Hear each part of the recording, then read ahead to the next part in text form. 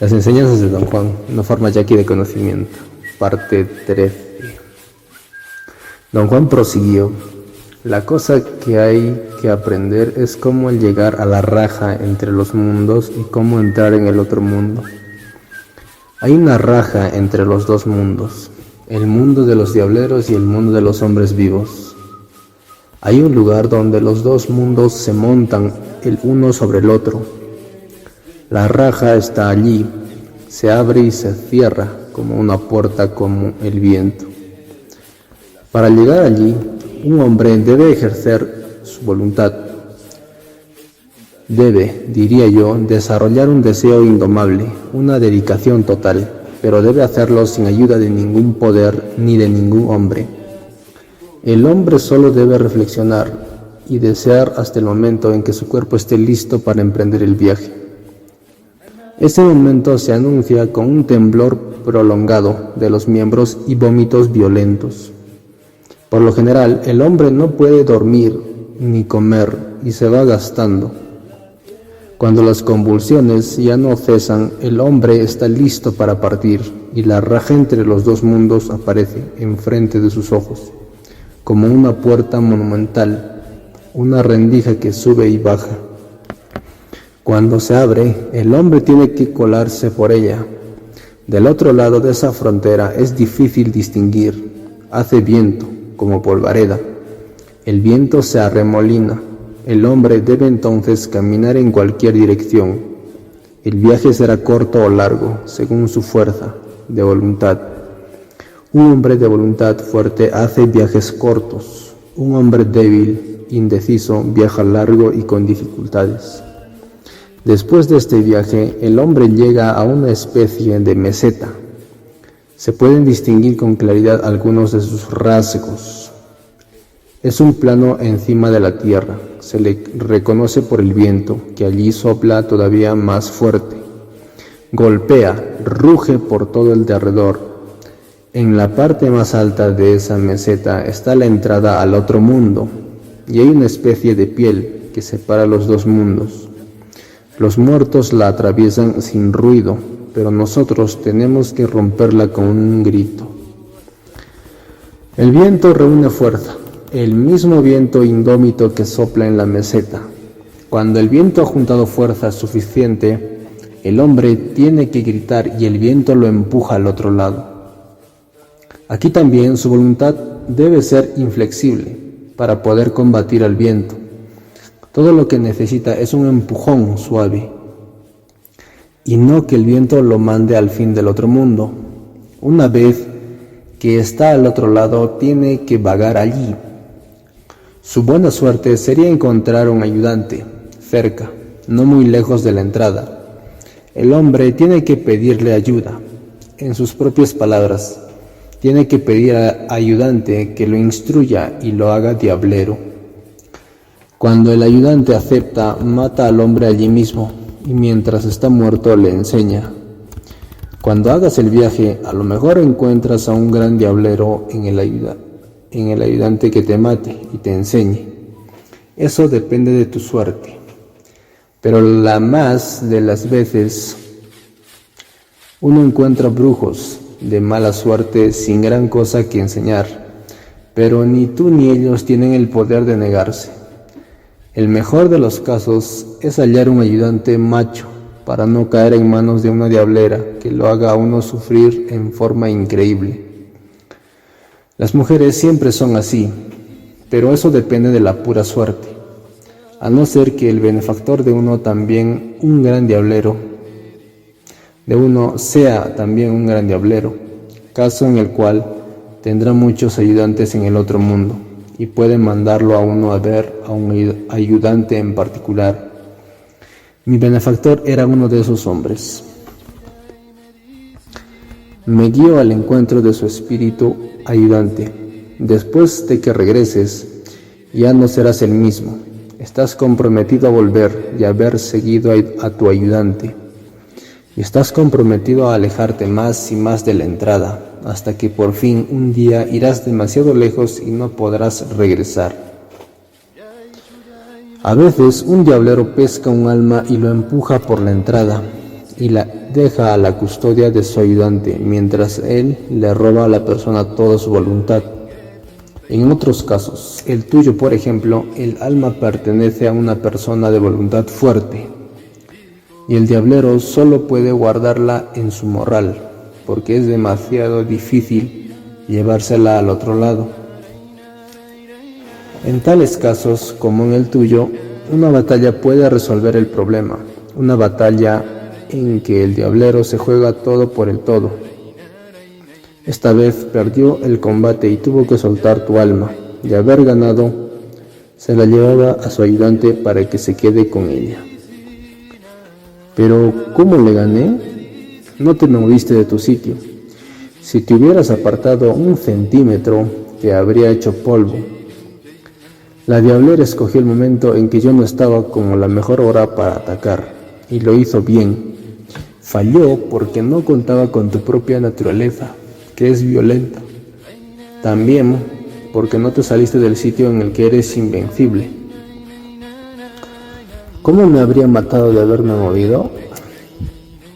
Te habría golpeado con un rayo, pero sobre todo se habría quedado con tu alma, y tú te habrías ido gastando.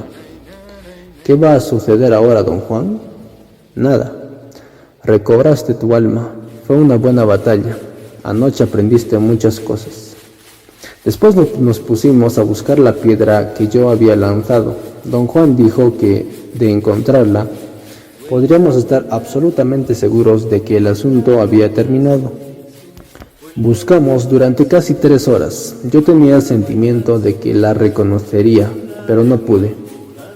Ese mismo día, empezando a anochecer, don Juan me llevó a los cerros cerca de su casa.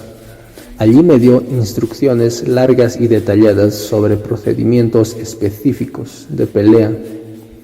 En determinado momento, mientras repetía ciertos pasos prescritos, me hallé solo.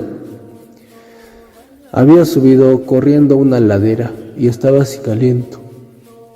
Sudaba en abundancia, pero tenía frío.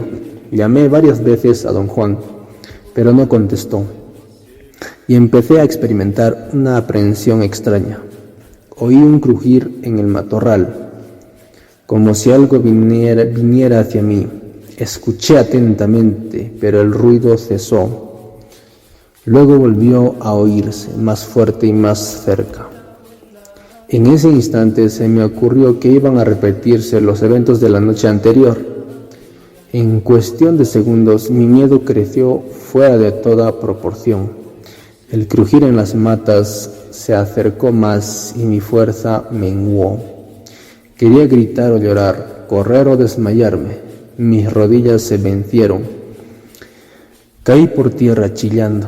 Ni siquiera pude cerrar los ojos. Después de eso, solo recuerdo que don Juan encendió una hoguera y frotó los músculos agarrotados de mis brazos y piernas. Permanecí varias horas en un estado de profunda zozobra. Más tarde, don Juan explicó mi reacción desproporcionada como un hecho común. Me declaré incapaz de descubrir lógicamente qué había ocasionado mi pánico, y él repuso que no fue el miedo de morir, sino más bien el miedo a perder el alma, un temor común entre los hombres que no poseen una intención indomable. Esa experiencia fue la última enseñanza de don Juan. Desde entonces me he abstenido de buscar sus lecciones. Y aunque don Juan no ha alterado su actitud de benefactor hacia mí, creo en verdad haber sucumbido al primer enemigo de un hombre de conocimiento. Segunda parte. Un análisis estructural. El siguiente esquema estructural abstraído de los datos sobre los estados de realidad no ordinaria presentados en la parte anterior de este trabajo, se haya concebido como intento de revelar la cohesión interna y la fuerza lógica de las enseñanzas de don Juan. La estructura, según la determino, se compone de 4 conceptos que son las unidades principales. 1. Hombre de conocimiento. 2. Un hombre de conocimiento tenía un aliado. 3. Un aliado tenía una regla. Y 4. La regla se corroboraba por consenso especial. Estas 4 unidades se componen a su vez de cierto número de ideas subsidiarias. Así, la estructura total comprende todos los conceptos significativos presentados hasta el momento en que interrumpí el aprendizaje. En un sentido, estas unidades representan niveles sucesivos de análisis, cada uno de los cuales modifica al precedente. Como esta estructura conceptual depende por entero del significado de todas sus unidades, la siguiente aclaración parece pertinente en este punto. A lo largo de todo este trabajo, el significado se ha transmitido según yo lo comprendí.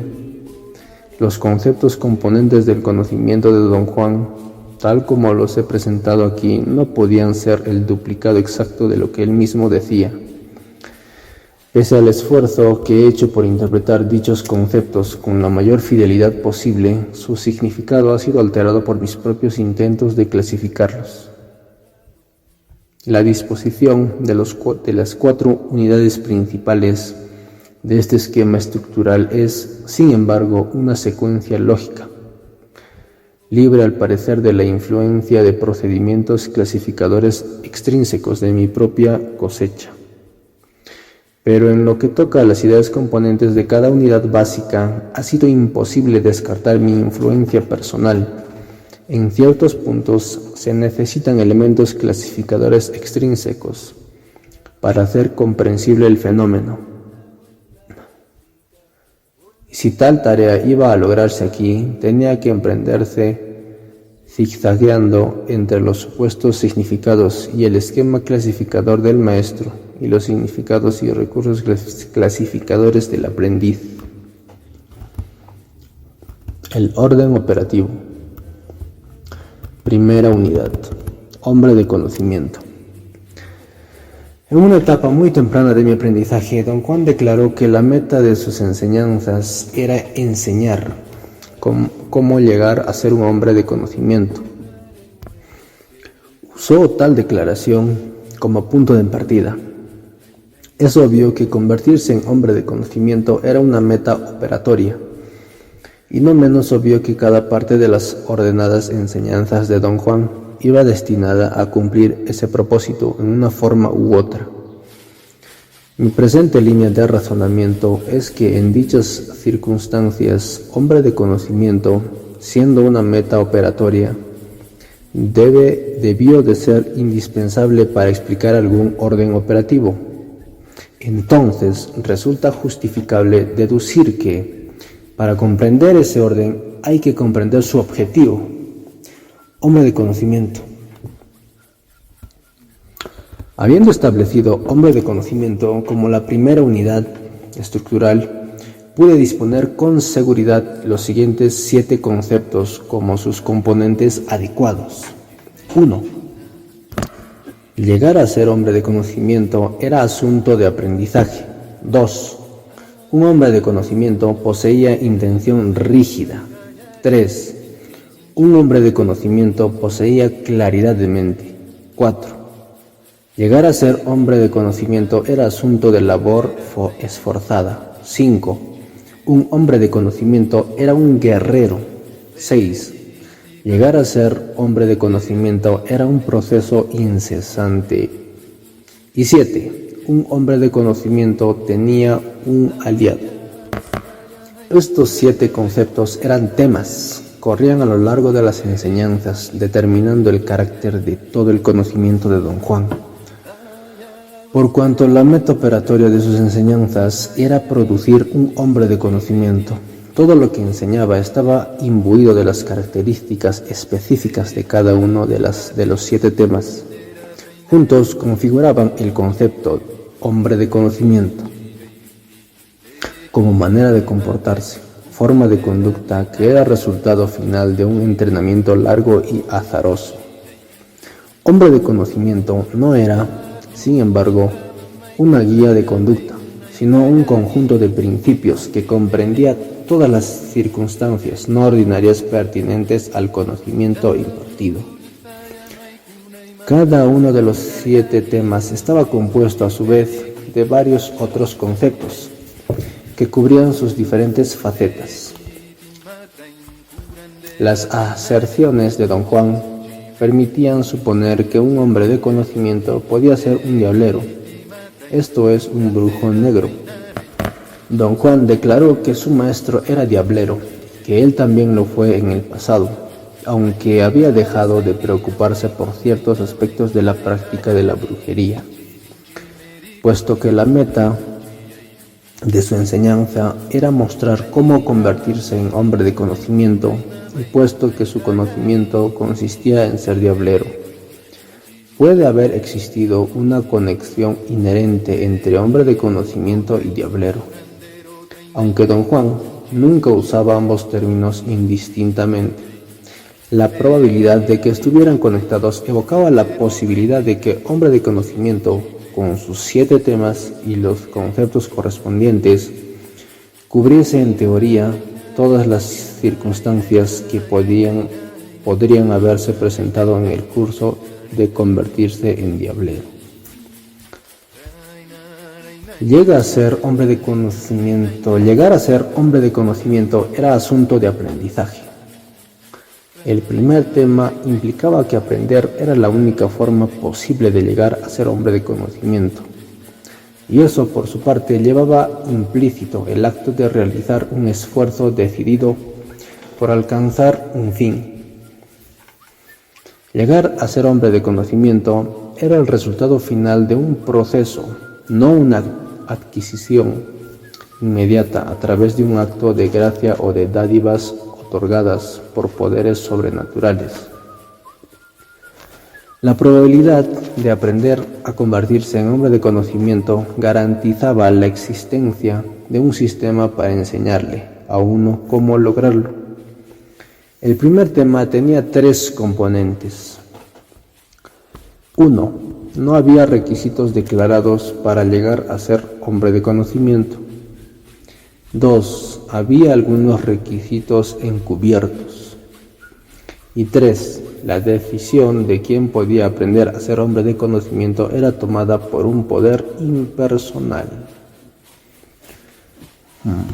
Al parecer, no había requisitos declarados que determinasen quién estaba o quién no calificado para aprender a convertirse en hombre de conocimiento. Idealmente, la tarea se hallaba abierta a todo el que desease emprenderla. Sin embargo, en la práctica, tal postura resultaba contradictoria con el hecho de que don Juan, como maestro, seleccionaba a sus aprendices. De hecho, cualquier maestro en tales circunstancias habría seleccionado a sus aprendices, presentándoles algunos requisitos encubiertos. Nunca se formalizó la naturaleza específica de estos requisitos. Don Juan solo insinuaba que al observar a un presunto aprendiz había que tomar en cuenta ciertos indicios, los cuales supuestamente revelaban si el candidato poseía cierta disposición de carácter que don Juan llamaba intención rígida. Sin embargo, la decisión final en asuntos de quién podía llegar a ser hombre de conocimiento se dejaba a un poder impersonal que era conocido para don Juan, pero se hallaba fuera del ámbito de su volición.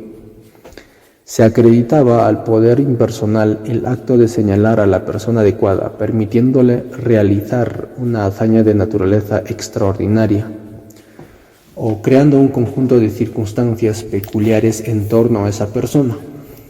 Por tanto, no había nunca conflicto entre la ausencia de requisitos declarados y la existencia de requisitos no formulados, encubiertos. El hombre señalado de esa manera se convertía en el aprendiz. Don Juan lo llamaba el escogido. Pero ser escogido significaba más que ser un simple aprendiz. Un escogido, por el mero hecho de haber sido escogido o seleccionado por un poder, era ya considerado distinto de los hombres comunes. Se le consideraba ya recipiente de una mínima cantidad de poder, la cual supuestamente se acrecentaría con el aprendizaje. Pero el aprendizaje era un proceso de búsqueda interminable, y se esperaba que el poder responsable de la primera decisión o un poder similar tomara decisiones semejantes con respecto al asunto de si un escogido podía continuar aprendiendo o si había sido derrotado. Esas decisiones se manifestaban por medio de augurios que ocurrían en cualquier punto de las enseñanzas. En ese aspecto, cualesquiera circunstancias peculiares en torno a un aprendiz se consideraban augurios. Un hombre de conocimiento poseía intención rígida. La idea de que un hombre de conocimiento necesitaba intención rígida se refería al ejercicio de la volición. Poseer intención rígida significaba tener la voluntad de ejecutar un procedimiento necesario, manteniéndose en todo momento rígidamente dentro de los límites del conocimiento que se impartía. Un hombre de conocimiento necesitaba voluntad estricta para soportar la cualidad obligatoria de todo acto poseía cuando se ejecutaba en el contexto de su conocimiento. La cualidad obligatoria de todos los actos realizados en tal contexto y el que fuesen inflexibles y predeterminados eran sin duda desagradable para cualquier hombre, razón por la que se buscaba un mínimo de intención rígida como único requisito encubierto necesario para cualquier presunto aprendiz. La intención rígida se componía de 1. Frugalidad, 2. Rectitud de juicio y 3. Carencia de libertad para innovar. Un hombre de conocimiento necesitaba frugalidad, porque la mayoría de los actos obligatorios trataban con instancias o elementos que estaban fuera de los límites de la vida cotidiana ordinaria, o bien no eran habituales en la actividad ordinaria, y el hombre que debía actuar de acuerdo a ellos necesitaba un esfuerzo extraordinario cada vez que actuaba.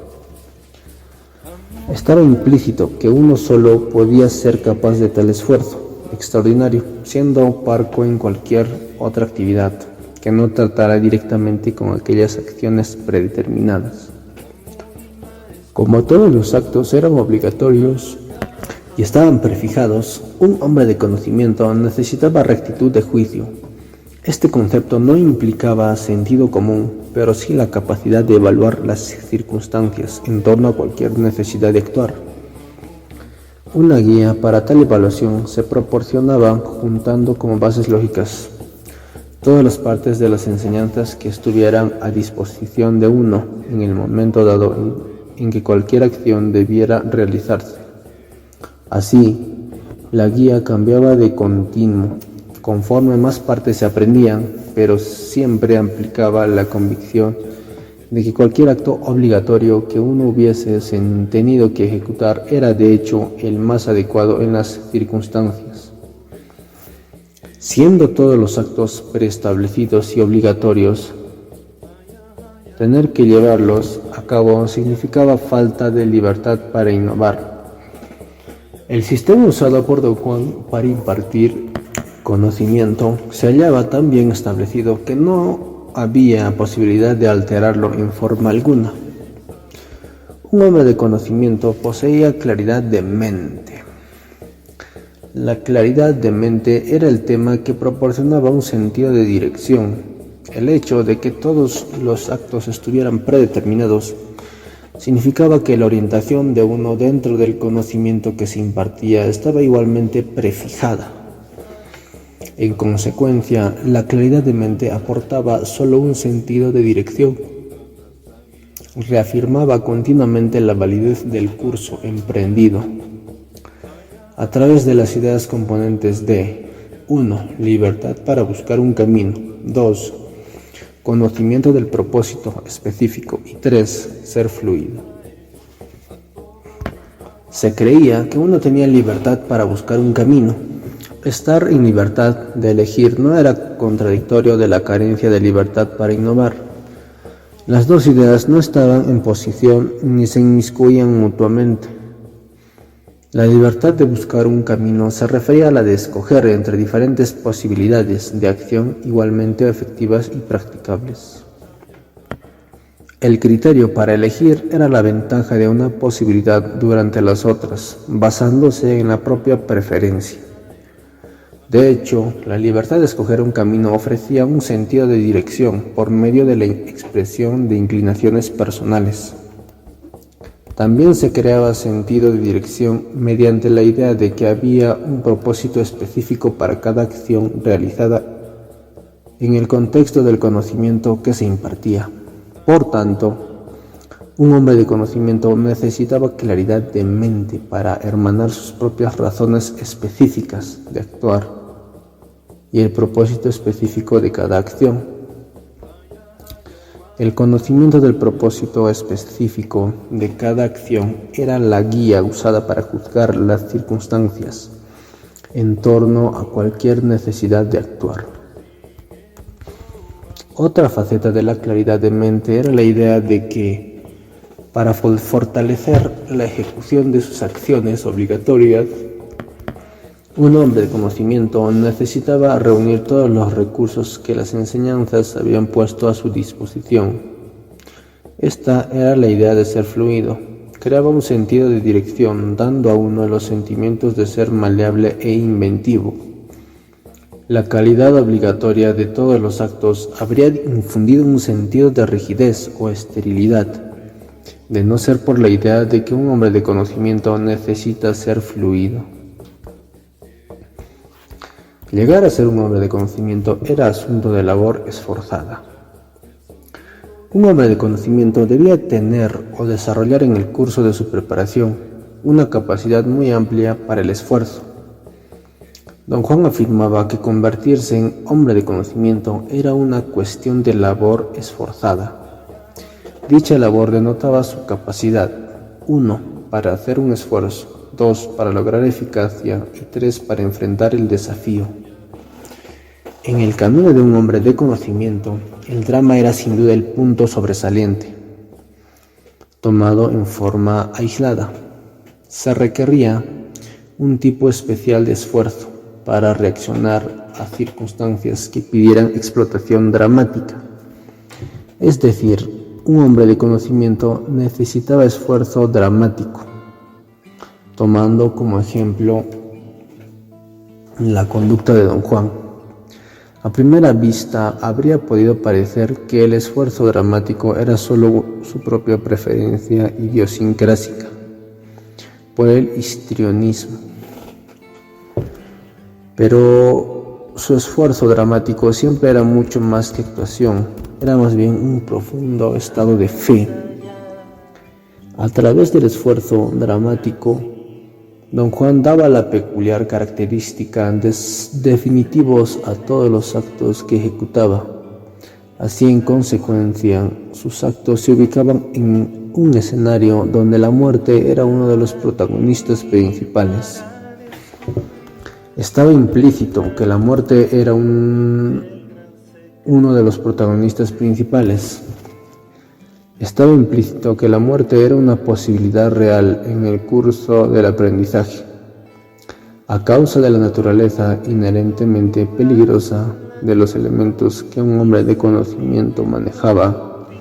Entonces resultaba lógico que el esfuerzo dramático, creado por la convicción de que la muerte era un actor ubicuo, fuese mucho más que histrionismo. El esfuerzo se vinculaba no solo con el drama, sino también con la necesidad de eficacia. El esfuerzo tenía que ser efectivo, debía poseer la cualidad de estar canalizado en forma adecuada, de ser conveniente. La idea de la muerte amenazante creaba no solo el drama necesario para el hincapié general, sino también la convicción de que si el esfuerzo de uno no cumplía el requisito de ser eficaz, sobrevendría el aniquilamiento. El esfuerzo también se vinculaba a la idea del desafío, es decir, al acto de probar y comprobar que uno era capaz de realizar un acto adecuado dentro de los rigurosos límites del conocimiento que se impartía. Un hombre de conocimiento era un guerrero. La existencia de un hombre de conocimiento era una lucha incesante y la idea de ser un guerrero viviendo una vida de guerrero le proporcionaba a uno los medios para alcanzar estabilidad emotiva. La idea de un hombre en guerra comprendía 4 conceptos. 1. Un hombre de conocimiento debía tener respeto. 2. Debía tener miedo. 3. Debía estar bien despierto. Y 4. Debía confiar en sí mismo. Por tanto, ser guerrero era una forma de autodisciplina que subrayaba el logro individual y sin embargo era una postura en la cual los intereses personales se reducían a un mínimo, pues en la mayoría de los casos el interés personal resultaba incompatible con el rigor necesario para ejecutar cualquier acto obligatorio prefijado. En su papel de guerrero, un hombre de conocimiento estaba obligado a sostener una actitud de miramiento deferente hacia los elementos con que trataba. Debía imbuir de profundo respeto todo lo relacionado con su conocimiento, a fin de colocarlo en una perspectiva apropiada. Tener respeto equivalía a haber evaluado los propios recursos insignificantes al encarar lo desconocido. Si uno permanecía dentro de tal marco de pensamiento, la idea de respeto se extendía, lógicamente, para incluirlo a uno mismo, pues uno era igual de desconocido que lo desconocido en sí. El ejercicio de tan temperante sentimiento de respeto transformaba el aprendizaje. De este modo, de este conocimiento específico, que de otro modo habría podido parecer absurdo, en una alternativa muy racional. Otro requerimiento de la vida de guerrero era el de experimentar y evaluar cuidadosamente la sensación del miedo. El ideal planteaba que, pese al miedo, uno debía seguir el curso de las propias acciones. Se suponía que el miedo se conquistaba y que en determinado punto en la vida de un hombre de conocimiento quedaba derrotado verdaderamente, pero antes había que ser consciente de tener miedo y evaluar con propiedad esa sensación. Don Juan afirmaba que solo enfrentándose al miedo podría uno conquistarlo. Como guerrero, un hombre de conocimiento también necesita estar bien despierto. Un hombre en guerra debía hallarse alerta para tener conocimiento de la mayoría de los factores pertinentes a los 2 aspectos obligados de la conciencia. 1. Conciencia de intención y 2. Conciencia del flujo esperado. La conciencia de intención era el acto de tener conocimiento de los factores implícitos en la relación entre el propósito específico de cualquier acto obligatorio y el propósito específico de uno mismo al actuar. Como todos los actos obligatorios tenían un propósito definido, un hombre de conocimiento debía estar bien despierto, es decir, necesitaba ser capaz en todo momento de hermanar el propósito definido en cada acto obligatorio con la razón definida en la que él pensaba que deseaba actuar. Al estar consciente de aquella relación, un hombre de conocimiento podía asimismo percibir racionalmente lo que se creía el flujo esperado. Lo que he llamado aquí conciencia del flujo esperado se refería a la certeza de que uno era capaz de percibir en todo momento las importantes variables involucradas en la relación entre el propósito específico de cada acto y el motivo específico de uno mismo para actuar. Se suponía que, estando consciente del flujo esperado, uno advertiría los cambios más sutiles. Esta deliberada conciencia de los cambios explicaba el reconocimiento y la interpretación de augurios y de otros hechos fuera del ordinario.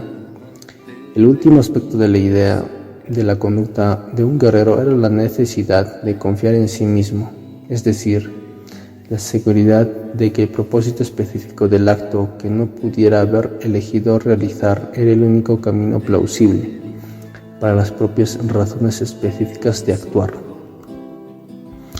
Sin confianza en sí mismo, uno habría sido incapaz de cumplir uno de los aspectos más importantes de las enseñanzas, la capacidad de reclamar el conocimiento como poder. Llegar a ser hombre de conocimiento era un proceso incesante. Ser hombre de conocimiento no era una condición que involucrase permanencia. Nunca había la certeza de que, llevando a cabo los pasos predeterminados del conocimiento que se impartía, uno se convertiría en hombre de conocimiento. Así, convertirse en hombre de conocimiento era una tarea que no podía lograrse verdaderamente, más bien se trataba de un proceso incesante que comprendía: 1. La idea de que uno debía renovar la empresa de llegar a ser hombre de conocimiento. 2. La idea de la propia impermanencia. Y 3. La idea de que uno debía seguir el camino con corazón. La renovación constante de la empresa de llegar a ser hombre de conocimiento estaba expresada en el tema de los 4 enemigos simbólicos hallados en el camino del aprendizaje: el miedo, la claridad, el poder y la vejez. Renovar la empresa significaba ganar y conservar el dominio de sí. Un verdadero hombre de conocimiento debía batallar contra cada uno de los 4 enemigos en sucesión hasta el último instante de su vida, para seguir participando activamente en hacerse hombre de conocimiento. Sin embargo, pese a la auténtica renovación de la empresa, las probabilidades se hallaban inevitablemente en contra del hombre. Este sucumbiría ante su último enemigo simbólico, tal era la idea de impermanencia. Compensando el valor negativo de la propia impermanencia, había la idea de que uno debía seguir el camino con corazón. El camino con corazón era un modo metafórico de aseverar que, pese a ser impermanente, uno debía seguir adelante y tenía que ser capaz de hallar satisfacción y cumplimiento personal en el acto de escoger la alternativa más tratable e identificarse por entero con ella. Don Juan sintetizaba la exposición razonada de todo su conocimiento en la metáfora de que lo importante para él era hallar un camino con corazón y luego recorrer todo su largo, con lo cual quería decir que la identificación con la alternativa reductible era suficiente para él. El viaje en sí mismo bastaba. Cualquier esperanza de alcanzar una posición permanente se hallaba fuera de los límites de su conocimiento.